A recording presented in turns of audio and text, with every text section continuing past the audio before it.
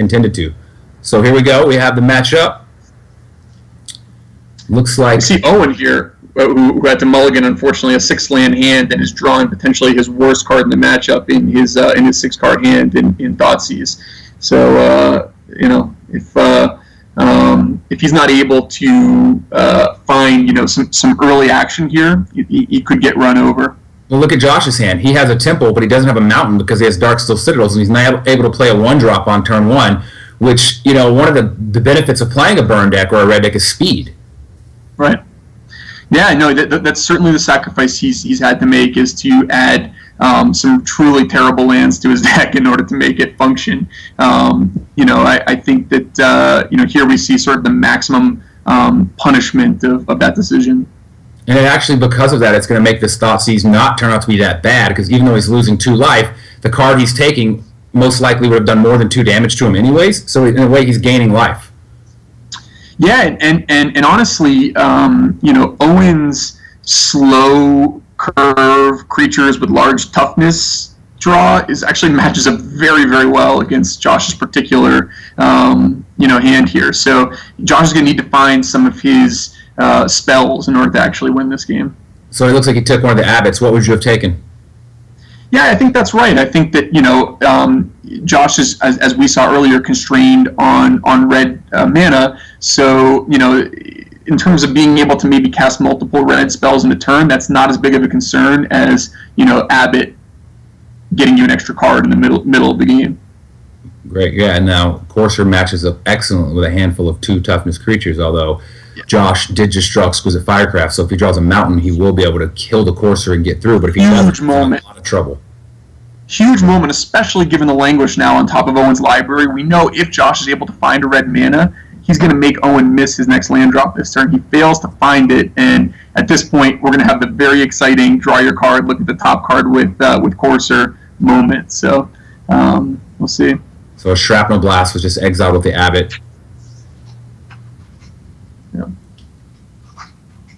Yeah, so Josh's draw is just really not panning out. He's gotten Owen only down to 17, but Owen, because he mulliganed and is now going to miss a land drop, is not able to press the advantage. So Josh's going to have one more turn. Owen can't cast a card in his hand, and only if he draws his next card and it's not a land, he can pay 2 life to draw 2 more cards to try to find a land. But paying life is not really where you want to be against a burn deck. Right. Though, of course, the lesson that we've been taught time and time again over the last year of Standard is when things are going really badly for both players, you want to be on the Abzan side of that matchup. They just need so little to go right in order to win. And we see a really smart play here from Owen, someone who's got a ton of experience with the deck, understanding that even though he's playing against the red deck, it's a good time to draw 2 cards and try to get the card advantage engine of the Courser going, because it's going to recoup him the life loss. Well, yeah, and you just got to find lands so you can cast your spells, because the minute you start casting Languish and followed up by Rhino or either order or Bile-Blight on those 2 abbots, the game pretty much is going to get out of reach. Right. Yeah, and unfortunately, things just continue to not pan out with Josh. Two different Abbot activations missed mountains, in addition to obviously all of his draw steps, and obviously it's an exciting rogue deck, but it does not demonstrating its full ability in this particular game. Yeah, with Owen finding that 4th mana and the 2nd black, he's turned on all the cards in his hand, and he's just gonna, if you don't get the jump on Abzan right away, and you just kind of dawdle around and do nothing, it gets to a point where it's inevitable. You can't really come back. So I don't see a way this could work out, but he's going to try. He's not going to give up. Yeah, the inflection point in this game came the one turn where Josh had the window to draw a mountain and cast Exquisite Firecraft to remove the Courser of Crewfix. Once he failed to do that, Owen became a favorite, and as Abzan tends to do, he's exploited, pushed, and expanded that favorite status, and is now fairly safe in this game. Yeah, it's like he was down at 12, and you could come up with a scenario with a couple Shrapnel Blasts to get him back in it, but Siege Rhino just really, that 3 life is so huge. Yeah, and Interesting decision from Josh last turn. He elected not to play a Monastery Swift Spear and use that to attack with his other creatures to apply additional pressure to Owen. I guess because he saw Owen draw a Languish and didn't want to play into that. However, once Owen made the block with Corsair Prefix, he no longer felt, compelled to cast the Languish. He's happy to just play Siege Rhino and wait for Josh to commit additional threats to the board before firing off that Languish. Yeah, I mean, I'm not saying it's wrong or right. I'm sure Owen made the right play, but it's also interesting to note he blocked the Abbot and not the Zergo, right? So that the Bioblight doesn't have the dual target, the two creatures it can get later, but I guess he figures he's going to cast Languish before Bioblight anyways, so it probably doesn't matter. Right. The interesting thing here, this seems like the kind of turn where you are going to, Languish and then Bioblight to clean up the Hangarback Walker tokens to kind of, fully put the game away. It'd be interesting to note if Owen tries to sneak an attack in, or if he just wants to, he is going to try to sneak an attack in here. Well, that Corsair's dying no matter what, so you might as well attack with it. And actually, truth be told, Owen is not completely committed to casting the Languish this turn. He's at such a safe life total that he can play it cool for a little while and maybe cast a Bioblight on Hangarback Walker and then cast Languish. I don't know how much experience he has playing against a deck with Josh's Burn suite, and it looks like he's just going to end up playing it safe here. And I agree with this particular decision from Owen. He's just so far ahead. Wow, so Owen can actually Swift Spear and attack. If he blocks, then he can play Mountain and then Firecraft and finish off the Rhino. Right. Unfortunately, obviously, with Den Protector in Owen's hand, that can get him back Corsair or Rhino, depending on how long he thinks the game's going to go. Plus, obviously, the downfall is another downfall now. So, if Owen were at 9, we have a somewhat of an interesting contest. At 15, it's going to take a pretty extraordinary sequence of draws from Josh to get himself out of this mess. And unfortunately, in this particular game, this is the weakness, I guess, of Abbott, of Carol Keefe. Earlier in the game, Abbott kept hitting his best spells when he just needed a Mountain more than anything, and now he wishes he could Abbott into anything in the world. So he just keeps drawing Mountain. Yeah, the hidden run bad. So is he going to just take 2, or is he going to Hero's Downfall one of them? Looks like he is. I guess let's see what happens. Yeah. With Josh having 2 cards in his hand, and of course deck list being known, there's just very little reason for Owen to try to save his removal for some non-existent larger threat. No, I totally agree. And you don't want to get down close to 10 and let 2 Shrapnel Blasts just take you out of the game. Right. So he attacks down to 7. He's going to play Den Protector with mana to flip it. If the Rhino somehow dies, he can re-go the Rhino.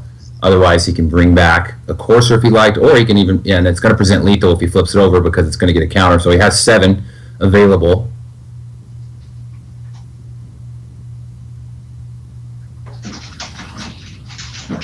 So I think Josh is deciding whether he wants to Hangarback for 3 or Hangarback for 1 and Firecraft the Morph, which he knows is Den Protector. He's a couple of options here. None of them really sound very good. Right, of course, if he Hangerbacks for 3, he's going to get an Abzan Charm, and he's going to know that, so that's not an option. So, when the story of this game is told, a lot of people are going to say, well, Josh ran bad, or Owen blew him out, or one of those sort of reductive descriptions. But the truth of the matter is that while those are both true statements, Owen played every turn of this game perfectly. He from the Thoughtseize decision in the beginning to take the Abbot, which would have been relevant in the middle of the game, to drawing cards with the Abzan Charm, to the attack with the Corsair, to the block. I mean, every single thing they did in this game was not a hair out of place. So that's what allows people like Owen to win more games than anyone else. Which is like what I said. I think he's playing. He's playing what is his specialty. I mean, this is the deck he's been playing. It's kind of where you could put him at. I would say, I mean, the story of the game is just Josh's mana base, right? I mean, if he had a mountain coming to play on turn one, he starts out with a Swift Spear, and then if he has a second red, I mean, if he really could have done what the normal red decks do that play, 18 mountains or whatnot, he could, could have got the jump on Owen's slow draw and maybe capitalized. And Exquisite Firecraft is coarser, and then kept going and burned him out. So, right. The mana was a little unfortunate, which is the risk you run when you want to try something new. I still don't fault him for it. I really appreciate it. Actually, it's very nice to see. I'd rather see an innovative deck, and that right there, even though the door is already shut, it's kind of like the little rub-ins. Right. Somehow get past this. Look what I've got to follow it up. Yeah. It's game one to Owen Turtenwald, and that's the game in which the red deck is supposed to have the most equity. Now, Owen gets to take out, all the weakest cards in his deck, the Thoughtseizes, and probably Abzan Charm, even though it does have some utility against Hangarback Walker, and lower his curve, Roshan Cleric. I know you don't like to mulligan, but let's think back. If your opening hand is a bunch of 1-drops, a red-green tap land, and 2 Darksteel Citadels on the draw, do you keep that hand in red? I think that if that's the deck that you've constructed, you're a little bit obligated to keep it. So the Temple has. Oh yeah. I mean, I think you got to keep it. It's just something to think about. So this is Owen's list. What do you think's coming in and what's coming out? Yeah, so he's definitely going to cut the Thoughtseizes. In the other bad cards in the matchup are Abzan Charm. Hero's Downfall is not fantastic, and it's possible that he could shave some number of Den Protector and or an Elspeth. He's obviously going to want the Ultimate Price, the Irrational Clerics, the Drown in Sorrow, the Dramoka's Commands. I don't know if he likes Palisade in this matchup. It may be too rough to just play 5 mana and have it do nothing.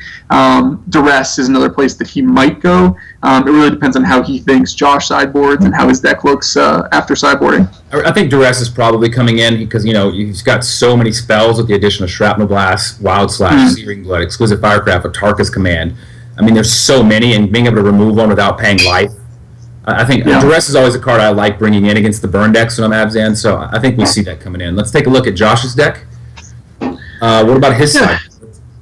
So we're interested, obviously, in the roasts, the Flamewake Phoenix to be able to evade Owen's high toughness blockers, and the Chandra Pyromaster to be able to prevent them from blocking. Outpost Siege is a controversial card versus Abzan. Some people feel as if it's your only way to try to keep up in the card economy war with them. Other people feel like it not impacting the board immediately, it exposing you to Dramoka's Command, and it fighting on an axis that you probably can't win anyway, make it too poor to consider. So I'm not sure if you bring those in. Lightning Berserker, again, is another possibility. So, Josh has many different options here. All right, so here we are. Josh is on the play. Looks like he's got a Mountain and a Temple, a 1-drop, an Abbot. He's got a pretty good hand. Both players are going to be happy with their starting hands. And again, if you just on a quick cursory glance, it looks like that coming to play tap land, may bite Josh in the butt. Again, we'll see, what happens. Yeah, and something I can take away from this, even if it doesn't work out, it might be interesting to relook at Josh's deck, although the rotation is happening without the tap lands. Make it a red burn deck with the Atarka's. Without the Atarka's commands, but something to think about, Yeah. So what do you do here on turn 2? You have the ability to play an Abbot and set up a huge Atarka's command next turn. You can play your Temple to set up Flamewake Phoenix next turn. I really don't know. I don't have enough experience with this particular build in order to know what to do, and certainly you see Josh carefully sequencing his early turns here. Yeah, I think I would probably Abbot myself, just to get ready for the Atarka's Command, so you have something you can do and you're spending your mana next turn while you're also using, you to play your tap land and still Atarka's Command. Yeah, and this Duress is going to be huge. I mean, think about this. This is 3, 4, 5, 6, 7 damage that the Atarka's Command would have dealt to Owen. So, obviously, we talked about Duress and the certain different sideboard plans that Josh could have. And look at that. He finds another Atarka's Command. So that, one way or another, Owen was going to take a ton of damage this turn. So it's 3 damage to your opponent, +1/+1 to your creatures, and they're already getting prowess also. So that's 3. Yeah, that's 7 damage. Yeah, a 2-mana, 7 damage burn spell is a fairly effective weapon. I always hate that when I duress someone or whatever and take a card and they play the same card next turn. I'm like, really? That really just happened? Yeah. So Right. Owen's down to And Owen's draw here is excellent. You know, he has the option here of leaving up Hero's Downfall or casting a Courser, and then the next turn being able to go Siege Rhino. Of course, Courser is not that effective when you know your opponent has a Searing Blood that will both trigger Prowess and then trigger to kill your creatures. So I like how I was talking about exploring the deck without the Atarka's command, and he just showed us how powerful it was. You got a duress, drew another, and did 7 more damage to him. So yeah. Yeah, this game is interesting, you know, and basically everything has gone right for Josh so far, and yet Owen's in a position where he's about to 2-for-1 him and drop a Rhino next turn. So, see what happens. yeah, I mean, that Phoenix. The Phoenix is going to be nice, but then Owen's also got the Hero's Downfall, so he can follow up the Rhino with a Downfall on the Phoenix. He is at 3. He's going to go up to 6, go back down to 4. So he's not out of the woods yet. Yeah, we see just how important Josh having that angle of evasion in order to fight Owen on that plane is. You know that okay, Owen's made the middle game. He's playing his Rhinos. He's doing his Elspeth thing. I got to go to the air. I got to try to finish you off with burn spells and/or evasion. Wow, Jamoka's command is huge.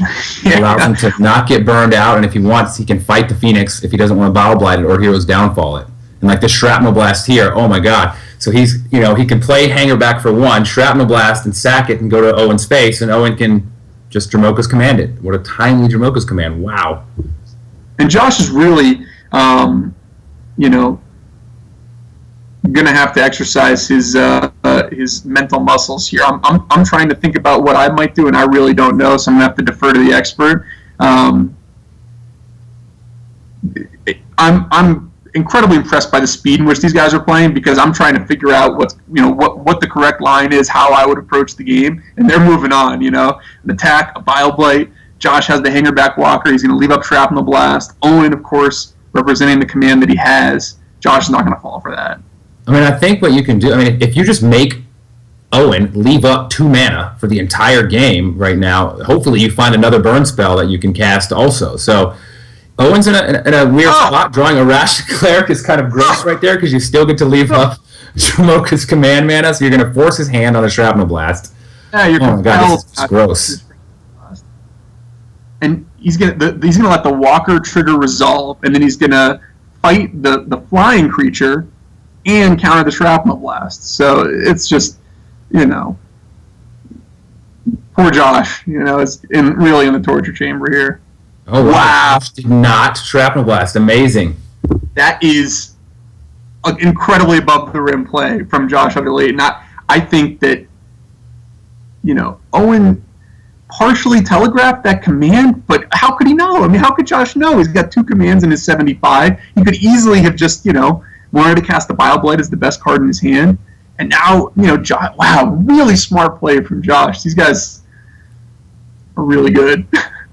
Yeah, it's still, though, he's still in a peculiar spot. I mean, he's still got to find something, right? I mean, you can't just sit here forever. That Rhino is doing work on Josh's life. He's already down to 10 life.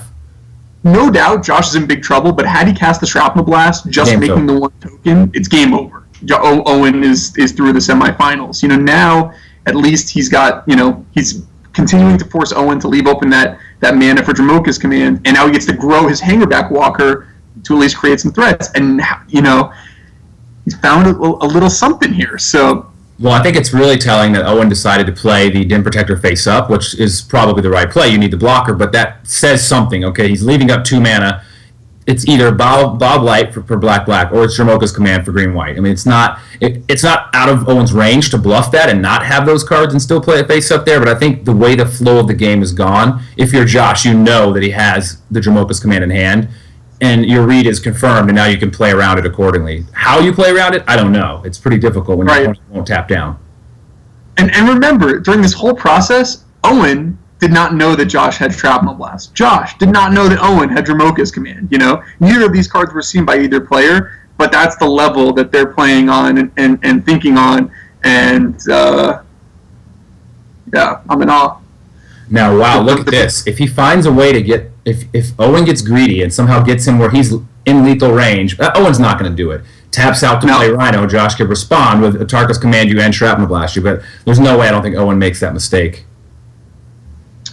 Although if you look at the situation that they're in, if Josh just blocks here, right, he's going to be in a situation where he's going to be able to make some tokens with his Hangarback Walker, threaten lethal with just the Atarka's command, and then Owen's going to be forced to do something or get shrapnel blasted. Right. Actually, I think Josh might be able to wrangle his way out and pull this out. The Atarka's command was a huge draw, and getting to level up your Hangarback Walker to 2, and now that you can block and level it to 3. Just a masterclass, honestly, by Josh in how to operate a deck like this. I can comfortably say that 99% of the players in the world, with me included, would have lost this game a couple turns ago. Oh, for sure. I mean, there's a reason why I fully believe. I don't think Josh has been on the Hall of Fame ballot, and I think he's a first ballot Hall of Famer for sure. Yeah, so I just found he is eligible next year, and I know he'll be getting my vote. And I would not bet against him not making it right away. I mean, he's just a fantastic player all around.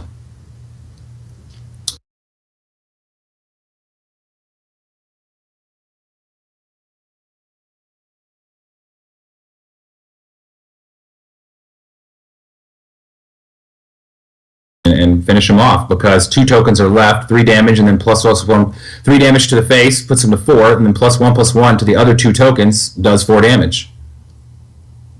It looks like we lost Paul, but hopefully he'll be right back to see the exciting conclusion. But it looks like Josh found a way out of this. Unbelievable. Yeah. So Josh is definitely going to go for it now. He's got no choice. Atarka's command, 3 to your opponent, +1/+1 to the creatures. It's exactly 7 damage. Josh Utter-Leyton, everyone. Very impressive. So here it is, attacks for lethal. Owen doesn't have the Bile Blight or another Jamoka's command, and we're going to game 3. Wow, I had written Josh off. He played it correctly. Drew another burn spell and was able to, everything, if you notice, he had exactly 3 tokens because one of them died to the Jamoka's command, so he was able to level up one time, then level up again by blocking. It actually worked out exactly perfect for Josh, and that's why he is who he is. That's why he has the results he has. So let's see if we're going to have somebody else hop in. It looks like Paul's Skype cut out. We're bringing in Gerard.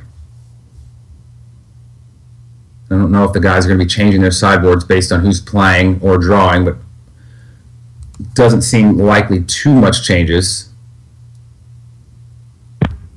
Gerard. Hello? Welcome. Welcome, Gerard Fabiano. Hello? Can you hear me? I am here. Can you guys hear me? Okay, great.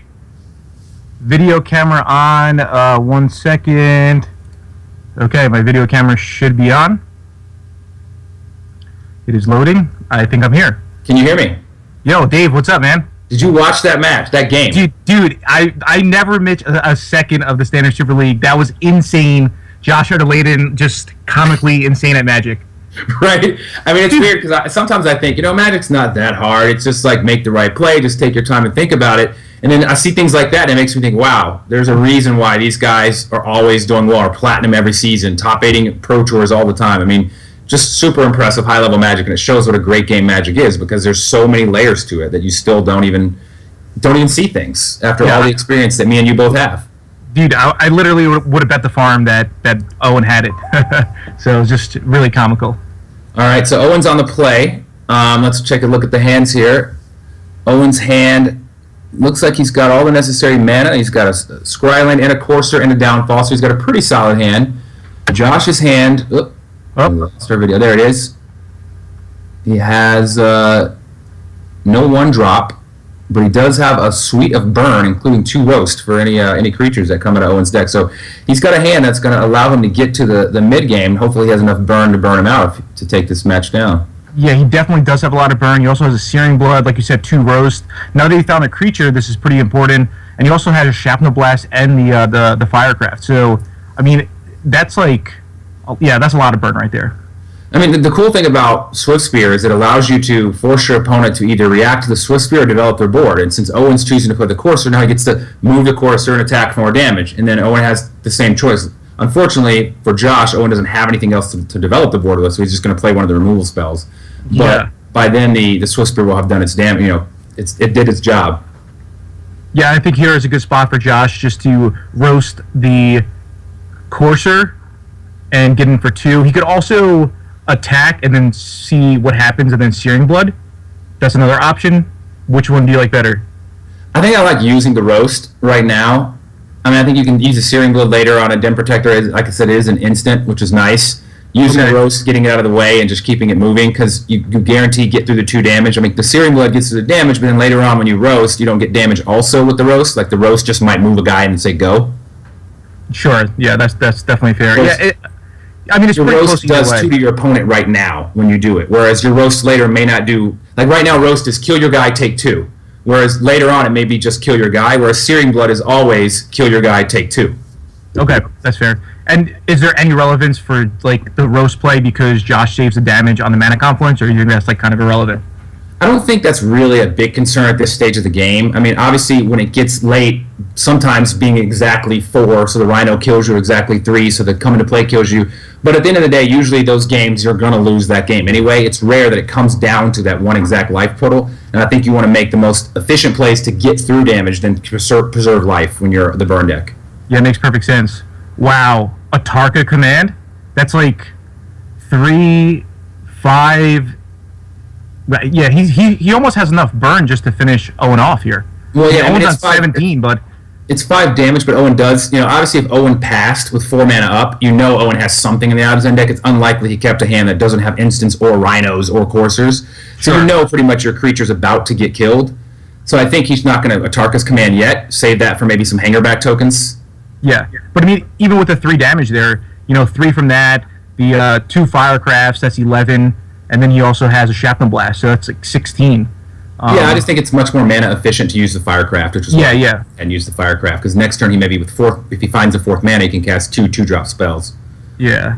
All right, so Dromoka's command is a pretty good draw here. Yeah, I mean, it's going to allow him to save his Den Protector if he chooses to, or he can just flip his Den Protector if, Josh tries to kill it, if it's something like, say, Searing Blood.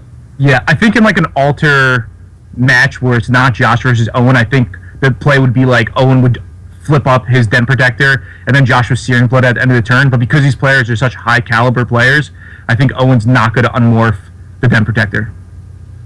Oh wow, is he? Wow, I'm surprised. Well, he's going to get back a Courser, because I think normally what you said would be okay, but I think without having any presence on the board in the near future, because your hand is just 3 spells, you want to get something on the board. So I think he feels if I lose my guy, it's fine because I'm still going to get back my Courser. Ooh, but he draws Palace Siege, which is going to be 2 life a turn. Yeah, but with Atarka's command, Josh just stopped it for 1 turn, which is probably just the 1 turn he needs, right? Right. I mean, he does have 4 plus another Shrapnel Blast is 9 plus the command is 3 is 12. He does have 12 damage in his hand with Owen at 10. Wow. And a Citadel right now. If he taps out for Palace Siege, I think he's just dead, right? He needs to draw a land. Land, yeah. Josh needs a land. Wow, that comes into play untapped. Oh man, I'm still thinking about that play of flipping Den Protector. If Owen just waited, I don't know. Maybe you're right. I mean, if you don't flip it, you get to keep a board presence on the board already with your current Den Protector. So there's an argument to not flip it. But like I said, we can also see the hands. Yeah, I mean, So Owen's so good that it's probably the right play, but yeah, we get to see the hand, so it's a little easier for us. But he wisely doesn't play Palace Siege. There's no reason to when you can play the Courser and keep, you can maybe hit a land drop, and if not, you can keep up Dromoka's command or Bioblight. So I totally agree with playing Courser here. It's going to get roasted. Yeah, Owen can't ever save that. He just needs to. But Owen just has no pressure. This is, and Josh did draw a land that would have won him the game. So props to Owen for playing around that. Owen could have Dromoka's command and tried to save his Courser. Yeah, I know. I thought the same thing. And then he could have hit a land, went to 11, but Josh still has enough burn in his hand, and So no, the game is over right now, right? He has enough burn, he's just gonna burn him out from 10. You know, like you said, those two things. If he keeps his den protector flipped, because one of the things I like to bring back when I'm playing this matchup with my den protector is Jamoka's command. Yep. So there's a reason, you know, there's value in maybe not flipping your den protector, untapping. Now you have your mana open. You can Jamoka's command later, and then flip and bring back Jamoka's command. So yeah, that was a turning point in the game. Yeah, and I don't even think it was necessarily a mistake. I mean, again, Owen is the 6th ranked player in the world, and realistically, maybe he should be even higher than that. It's just judgment call, and we got to saw the hands, so it's just a great match. I mean, both players are so good that someone's going to have to lose. No, yeah, I mean, like I said, I'm not questioning any plays either of these players. Yeah, me either. Players. I'm just looking at different lines. And when we have all the information, we can see the hands. We can, you know, we have time to talk about the different lines. When you're in the match, you have to kind of go on your feel, and I'm going to go with Owen's feel over anyone's, especially playing that matchup all the time. They both played great. I mean, it's sad that one of these players had to lose, and that was our first match. You know, that's pretty amazing. But man, I mean, if the rest of the night turns out to be like that, this is going to be a great night. Yeah, I mean, literally, Josh, Owen probably played basically flawless, which is probably not going to be the same for me. But you know, and Paul's probably going to play really well, so it's going to be a tough match for me. Hopefully, I can make it through. Really want to get a chance to make it to the next league, and would love to play against Rietzel, because I mean, you played with Rietzel more than anybody, probably, right? You played multiple team Grand Prix with him. You're like great friends with him. Even those money drafts that we did that night in Vancouver, I mean, Rietzel's just like, I mean, he's the best. You and Sperling are great, but I mean, Rietzel's just like the sickest. And Rietzel, I agree. Dude, Rietzel always plays it off. He's like, yeah, you know, I never test. I don't know what this card does. So like, read the card. I'm like, come on, man. You know, you're a Hall of Famer. He has got 4 or 5 Pro Tour top 8s. It's comical. Well, I'm going to let you get ready because your match is coming up, right? You're about to play Paul right now, so I'm going to give you a few minutes to go get your hand towel or whatever you need for the sweaty hands. I don't know if you have that on Moto, but I got my lucky bear today, so hopefully he'll help me. Hey, Dave, you're my favorite. So good luck in your match. I'm excited to see you in blue-black control against black-red dragons. Yep. All right. I'll see you, Dave. All right. Take it easy, guys. Okay. Thanks.